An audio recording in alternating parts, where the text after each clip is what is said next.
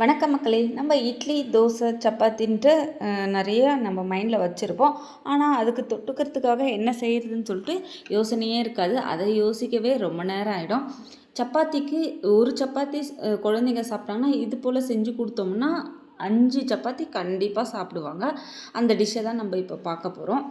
அதுக்கு வந்து ஒரு கடாயில் நம்ம கொஞ்சமாக ஆயில் ஊற்றிக்கலாம். ஆயில் ஊற்றிட்டு பட்டை, லவங்கம், கொஞ்சமாக சோம்பு போட்டு வதக்கிக்கலாம்.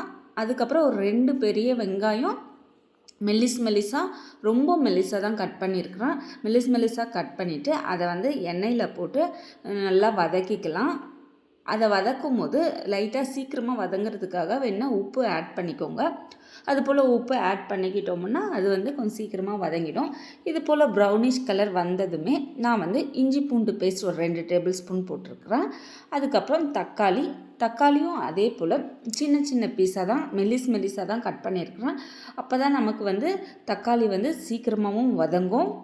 குழம்புல வந்து அப்படியே தக்காளியாக இருந்தால் பசங்க வந்து அவ்வளோவா விரும்பி சாப்பிட மாட்டாங்க. அதனால் நல்லா வதங்கிடும். அதுக்கப்புறம் உப்பு ஆட் பண்ணிவிட்டு மிளகாத்தூள், தனியாத்தூள், சீரகத்தூள், மஞ்சள் தூள் 3த்தையுமே ஆட் பண்ணிக்கலாம். ஆட் பண்ணிவிட்டு கொஞ்சம் நல்லா அந்த மசாலா வாசனை எல்லாமே போகிற அளவுக்கு நம்ம வந்து வதக்கிக்கலாம். அதுக்கப்புறம் கொஞ்சமாக துருவன தேங்காய், கசகசா, சீரகம் அதை போட்டு பட்டை இருந்துச்சுன்னா பட்டை, லவங்கம் 2 சேர்த்து, ஏலக்காய் இருந்தாலும் ஏலக்காய் சேர்த்துக்கலாம்.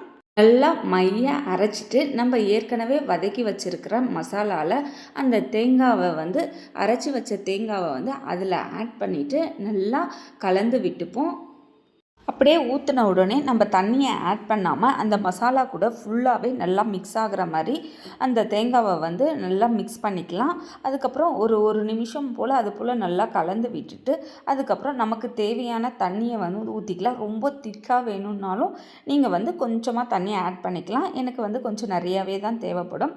அதனால் நான் வந்து 2 கிளாஸ் போல் தண்ணியை வந்து ஊற்றிட்டு ஒரு 5லேருந்து 10 நிமிஷம் வந்து நல்லா கொதிக்க விட்டுட்டு அதுக்கப்புறம் புதினா இலையை போட்டு இறக்கணும்னா அவ்வளோ டேஸ்ட்டாக இருக்கும்.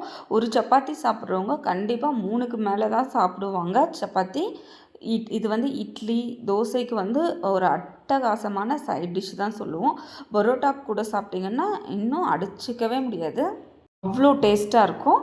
இன்றைக்கே ட்ரை பண்ணி பார்த்துட்டு எப்படி வருந்துச்சுன்னு கமெண்ட் பண்ணுங்கள். தேங்க்யூ. நெக்ஸ்ட் வீடியோவில் பார்க்கலாம்.